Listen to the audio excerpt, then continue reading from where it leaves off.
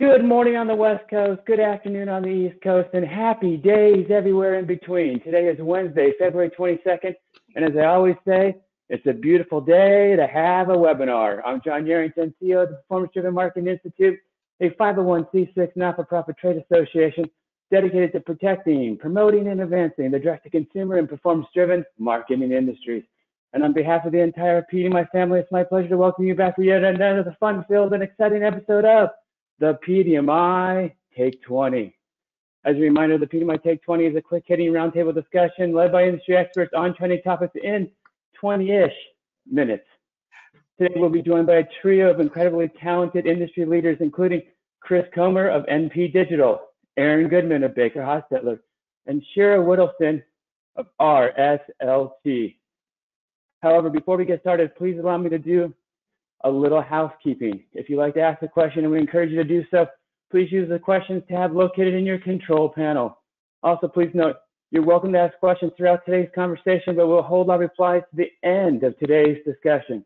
Alrighty, folks, with that said, it's my pleasure to introduce today's moderator. He can line dance in a circle. He's the fearless Chris Foster. Chris is Vice President of Business Development at Modern Postcard, a direct marketing agency located in Carlsbad, California. In addition to his day job, Chris teaches brand strategies at UCSB Extension courses, and he's the chairperson of the PDMI Brand Response Council. As always, Chris, it's a pleasure to have you here today. Thank you so much. And for the 84th time, because today is our 84th episode, take it away, my friend. Take her away. Thank you, Johnny. All is a pleasure. And thank you, guests, for coming. So excited to have you here. Chris and Aaron, welcome to your first Take 20. So excited to have you as part of this. And Shira, as a veteran, going to help, kind of guide the conversation along, because we are talking about data privacy. And this is a fluid topic. And it has incredibly powerful ramifications for the performance marketing industry. And we revisit this topic about every 9 months or so, because there are so many changes, it warrants a revisit back to the pool. So these industry experts today are going to speak to the changes of perspectives for brands and the agencies who serve them, the consumers who interact with those brands, and the devices that they use. And according to Audit Board, 12 states have signed data privacy laws, 14 have inactive bills, but they're kind of working through, and 4 more have introduced bills. And if my math is correct on that, that's over half the states in the country have something in the books or pending to be in the books in terms of data privacy legislation. We all know as consumers that the accept cookies website banners have become ubiquitous, and our new data platforms have emerged, right, that use these original opt-in subscriber data to append name and email address and more to either website visitors or other online behaviors. So today, this discussion is going to cover multiple facets of this jewel in the performance marketing space, from current legality and regulations, usage, best practices, real life actions from brands, and what you guys can do to help prepare your teams for the upcoming months and the year ahead. So Shira, you are a veteran. You've been around a data privacy Take 20 before. I'm going to ask you to kick us off. You're used in working with clients, you're using data to help clients determine, among other things, the decay of response to different creatives. But how are you helping them figure out when consumers might be allergic to giving up their data as part of a lead generation or any type of subscriptions? What kind of advice are you giving? I think it's a fabulous question.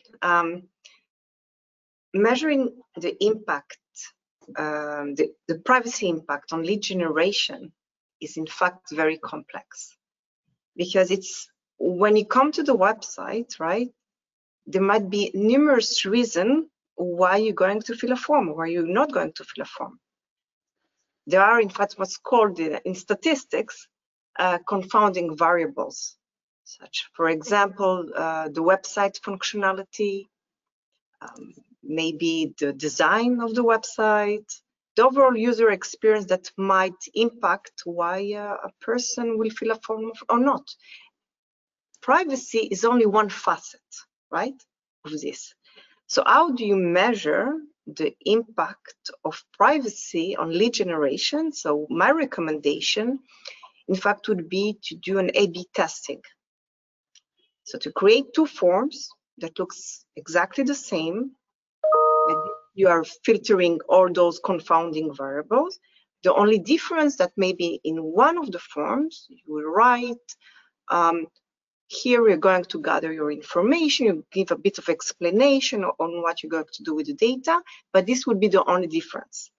Then what you can do, you measure the lift over time, right, between those two forms. And this lift is a clean lift without any impact of those confounding variables, because it's similar versioning, except a specific wording. After you track this lift over time, then you can measure the fatigue, right, of the privacy impact. I love it. That's fantastic. That is such clear, practical advice. And what's interesting is I see sometimes forms have a little icon with a lock, and it says, we value your privacy. Some of them do, some of them don't. I guess, Chris, I'll ask you, when you're talking with clients and you're giving clients advice in terms of what they should do or shouldn't be doing with gathering consumer lead data, how do those conversations play out? Well, it kind of depends on whether or not they're SMB or they're enterprise, right? So we tend to find that it's a little overwhelming for the small medium business owners.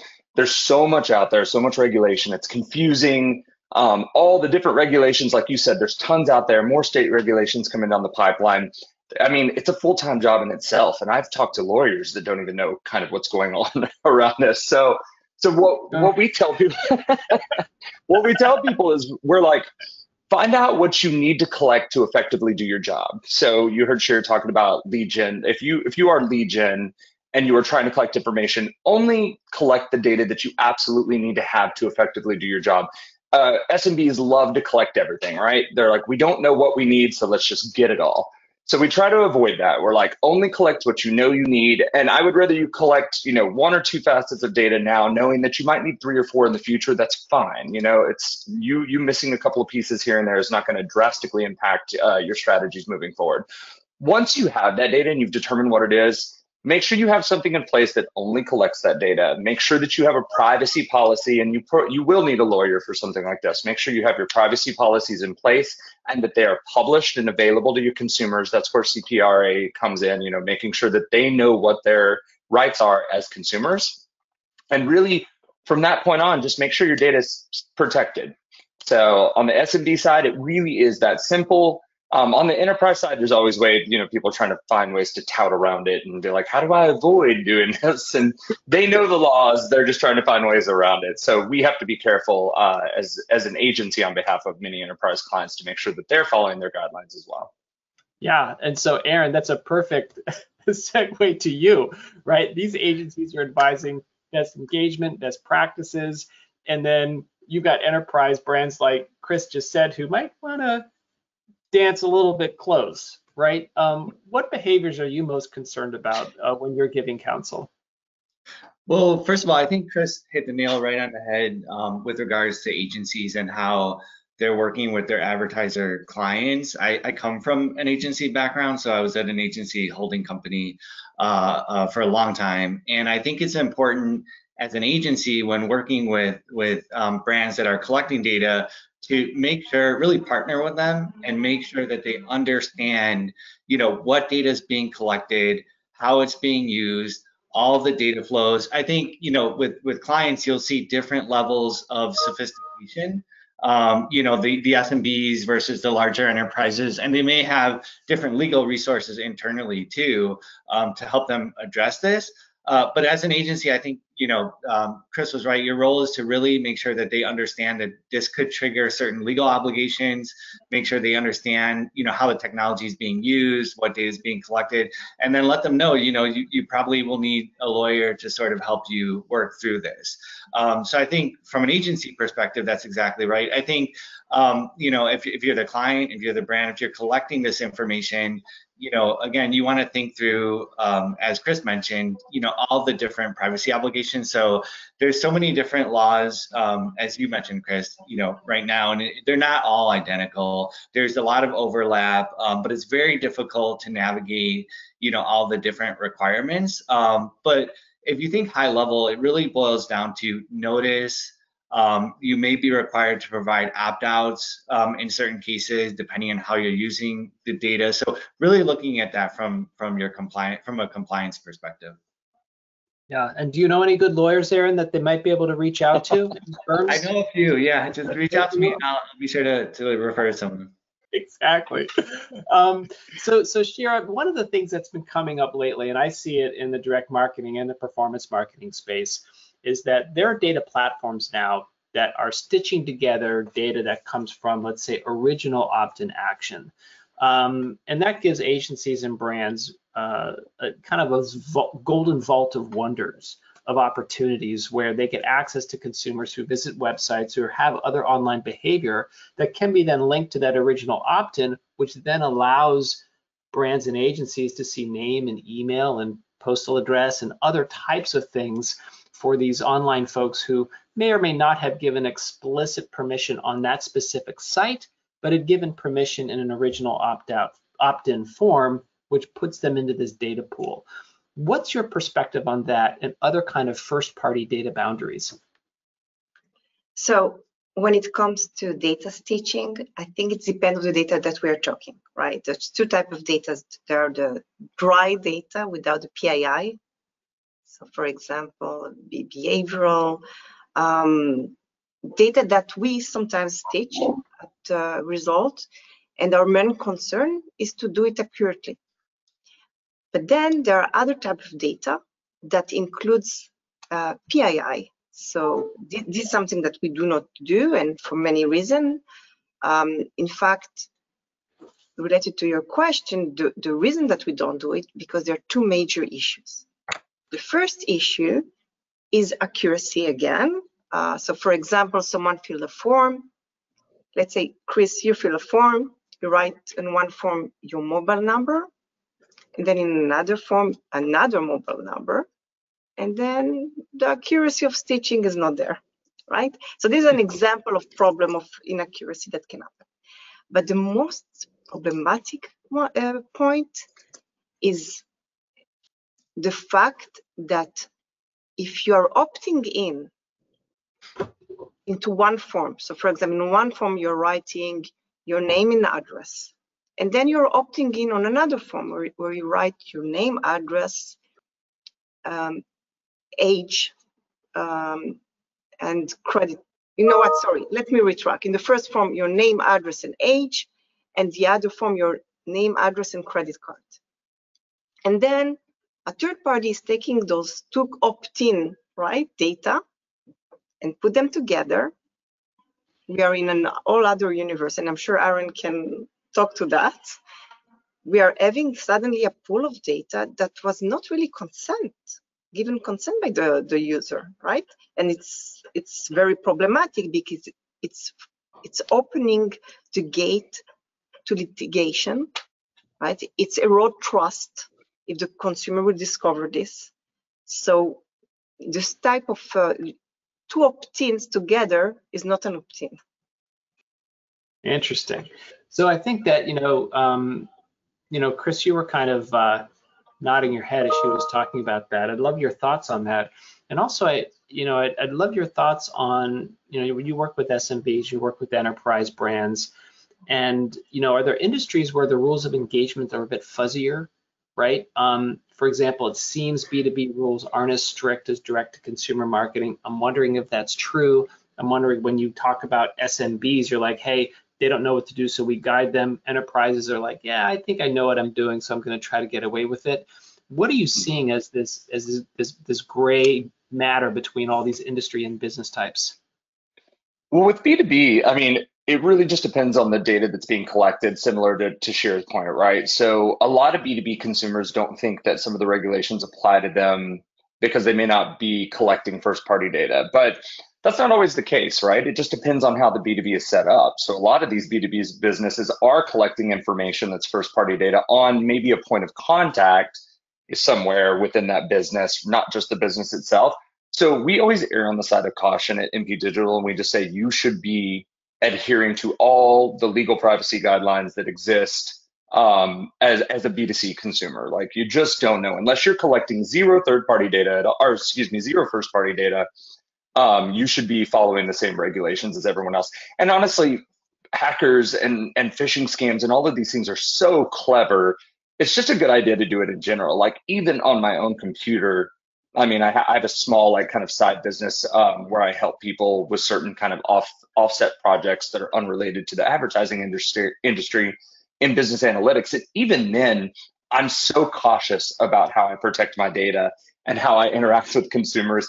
And I'm not really officially a business. I have an LLC, but I'm a one-person party, you know. So like a lot of those regulations, because it's such a small company, they're kind of sidelined or they're kind of bypassed to a degree. But like, it's just a good idea to follow it. So we tell B2B consumers or B2B customers, follow the exact same guidelines. Do it as if you were collecting B2C. Now, I do think that industry-wide, they do think it's fuzzier. They're like, well, this doesn't apply to us because it doesn't specifically say it applies to us. I think in that regard, that would probably bounce over to Aaron on the legal guidelines, where we just say err on the side of caution. I don't read through all of these guidelines. We usually have a lawyer tell us, you know, here's a summary, or here's just a quick executive summary of what this means and how it applies. So it's interesting sometimes how people again try to do some fuzzy things here and there. But yeah, I think regulation wise, people think that it's fuzzier than it actually is. To Shira's point, I could talk forever. So, and I know we have a very short period of time, so I will relax. Take your time with this. And I guess, Aaron, what I'll ask you is, we mentioned earlier, over half the U.S. is either on the runway or in the air with their privacy laws. I'm mixing metaphors, runways, jewels, facets. Bear with me, thank you. But I guess the question that I would ask you, if you're close to the bone on this, is what's actually happening on the Hill, right? So last episode of Take 20, we spoke with folks from Europe. They're very far ahead in terms of their stringency with GDPR and what they're doing in terms of data privacy. Will the U.S. catch up with federal regulation anytime soon within the next 1 to 3 years?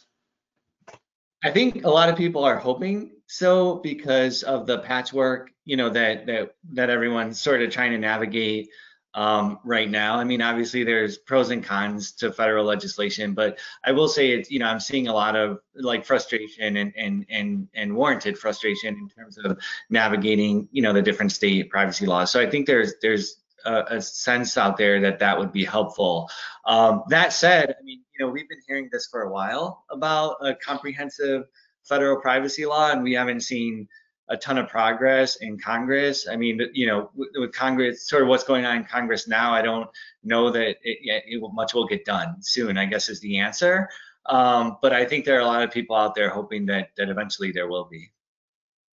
So I guess one question that I have then is, if the states have different regulations, do you think that, and your advice is to kind of go for, you know, to Chris's point, the most kind of the strictest, tightest privacy laws, like whether it's the California and you say that's what we're adhering to and it doesn't matter what state we're working in?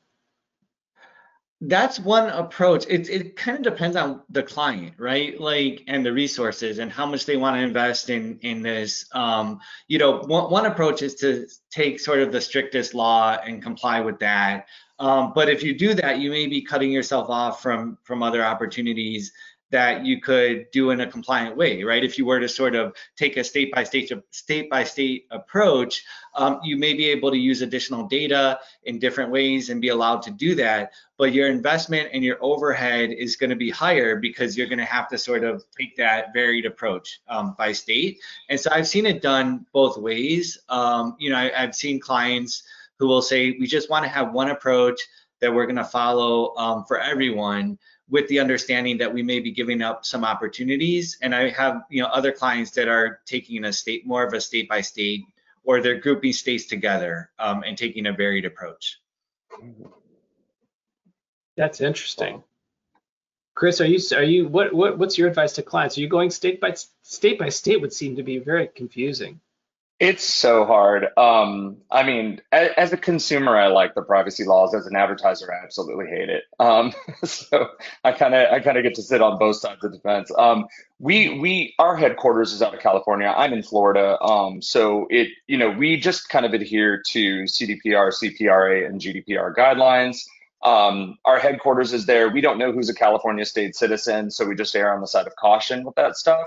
And it gets so confusing. Like, with GDPR, they're like, if a UK citizen is operating a website in the state of Florida, they're still under GDPR because they're protected by UK law, and GDPR is part of UK law. So it just gets so confusing for us. So we just err on the side of caution. I'm not sure if California's law operates the same way, but I would love to see a federal regulation that just kind of trumps it all, and we just follow that one guideline. Because to Aaron's point, for these SMBs, there is going to be a diminishing return. It's going to get to a point to where you lose all user data at all, and now your advertising expenditures, you just go back to one message, one market, and that's not very effective. Or you end up spending a ton of money on lawyers, and what kind of overhead does that look like, to Aaron's point? So there's got to be a medium ground somewhere. I think also there's another issue. Sorry, I'm just jumping here. It's not only the overhead of lawyers, also in terms of data analysis, right? If for each state you're saving in your database different kind of data, oh my gosh, in terms of modeling and analysis and insights, it's become at the end, you're going to go back to the most common denominator. So it's something to think about it as well. And I will say, California does seem to be the one that gets carved out a lot. And so it might not be that you have to do every state that has a law. You could probably group them together for a lot of cases. California is one that would be kind of like need to be separate though. So it can get complicated, but I've seen kind of different approaches to address that. Excellent. Well, we're past 20 minutes plus again, like typical, but Johnny, I'm sure we've got some questions from the audience.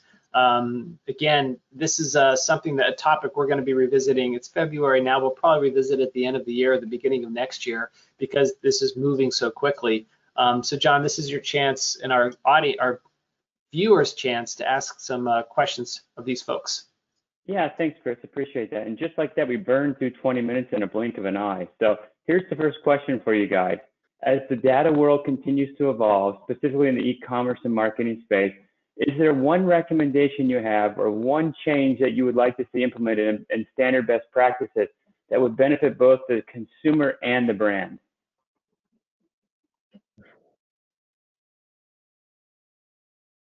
Anybody want to go before? Just take it. I mean, I don't know if there's one thing that we're going to see. I think Aaron kind of talked about it. I think a federal regulation, a federal guideline, and kind of some sort of like standardization it's going to benefit the consumer. It's going to benefit the business. It's going to be less overhead, easier to understand. And then as a consumer, or even as a business owner, it's going to be much easier to implement and make sure that you're safeguarding and following all the privacy laws. Right now, it's just confusing for everyone. I think that would probably be the one thing that could change, that would be pretty solid for everybody. I kind of envision a world in the future where companies buy your data or buy your ability to eliminate your privacy. I think that's kind of the future, is being like, hey, we're going to pay you to advertise to you, like individually, and might be fractions of a penny, something like that. But I think that's kind of the world we're going into. Hey, in order to continue to advertise to you effectively, we're going to pay you out. So, but until then, federal law, please. Actually, Chris, that's a really interesting business model, because the consumer says, yes, I want to receive your advertising. The advertiser's like, great, they're falling in line. They're completely compliant. They want to receive my stuff. I'll pay that consumer something. It's just a pay per lead, right? It's a cost per acquisition. And you actually, although you might have fewer prospects, your cost per acquisition might actually go down, because you're targeting only the people who are really interested in your service. And you get all your legal opt-ins. Sorry, go ahead, Shira. Yeah, I'm thinking about what you mentioned, to pay the user to get the viewer to get targeted. The problem that the type of person that will agree with that, automatically you're creating a biased pool.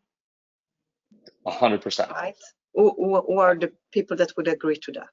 So this is, I know we're diverging from the original question, but you lose your ability to statistically sample. I mean, you really do. But you gain better acquisition of consumer, and potentially better revenue or better lead gen. Yeah. So yeah, it's a trade-off for sure. Yeah, It's just yet another confounding variable, Shira. yeah, there's a lot. You know, in Chris Coomer's example, it's very possible that a consumer can make a full-time living out of being paid by advertisers. Potentially. Not a bad job to have. So here's another question for you guys. In the rapidly developing space of data, would anyone care to share what has been the biggest challenge or the biggest change they've experienced over the last 2 years in the industry? And how did you manage through it? I can share that for resort, the change in privacy laws have been wonderful because this is what we do. We do not use PII. So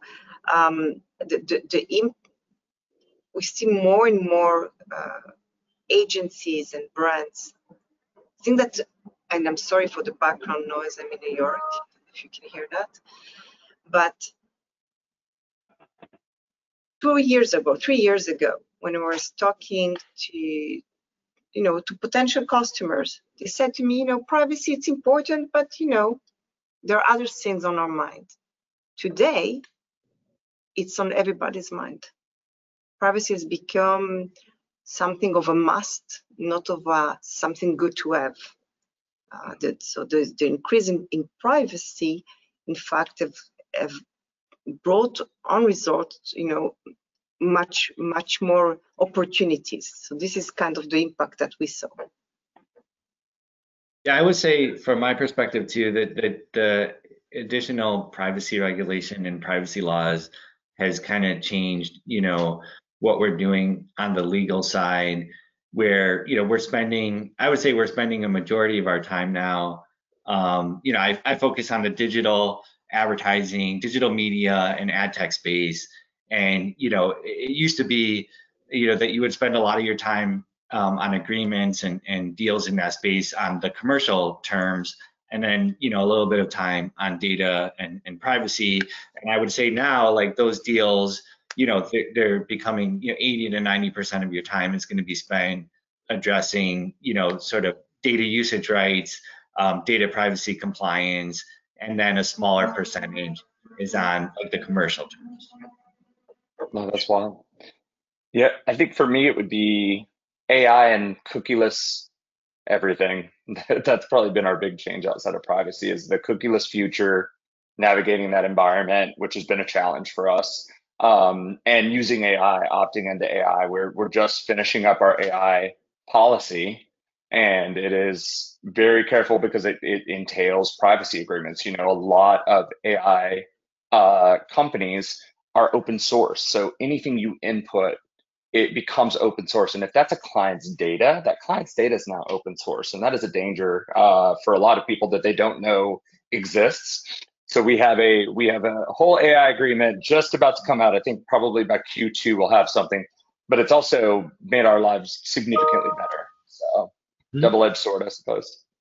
Yeah, that's fantastic. And I think what's interesting, Chris, is that we haven't even talked about how AI influences and impacts data privacy. And you just opened up this beautiful large can of worms that we're just going to close and put the lid back on, and we'll save that for another day. There. Yeah, it is in itself probably 5 take 20s. Exactly.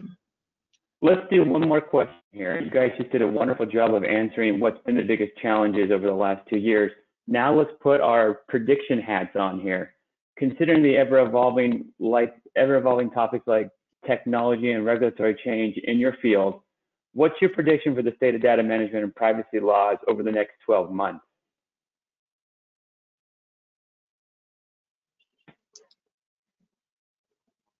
I mean, I think you're going to see, you're already seeing a number of state laws being teed up. We have a number in effect, a number going into effect. So you're going to see no end to that. I would say, in addition to the statutes and you're seeing the various different state laws being put into effect, we're also seeing increased regulatory scrutiny, for example, by the FTC. So it's not just the state statutes, but the FTC has brought a number of investigations in this area as well. So they're really focused on this as well. And then we're also seeing litigation for example, around the pixels and tags that are collecting data on sites. And those cases aren't necessarily based on the state privacy laws we've been talking about. So there's other claims that those are being based on, you know, so you have this smorgasbord of sort of like regulatory and statutes that are coming into effect and increased regulatory scrutiny, and I expect that to continue this year.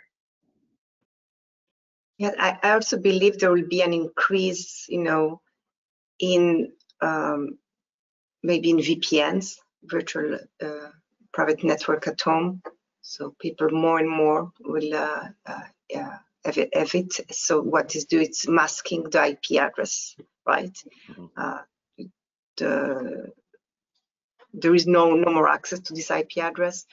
There's also for example, the major providers such as Verizon and other will increase.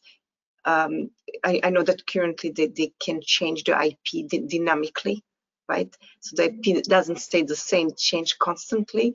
So maybe it's going to be even more, right, from different kind of providers.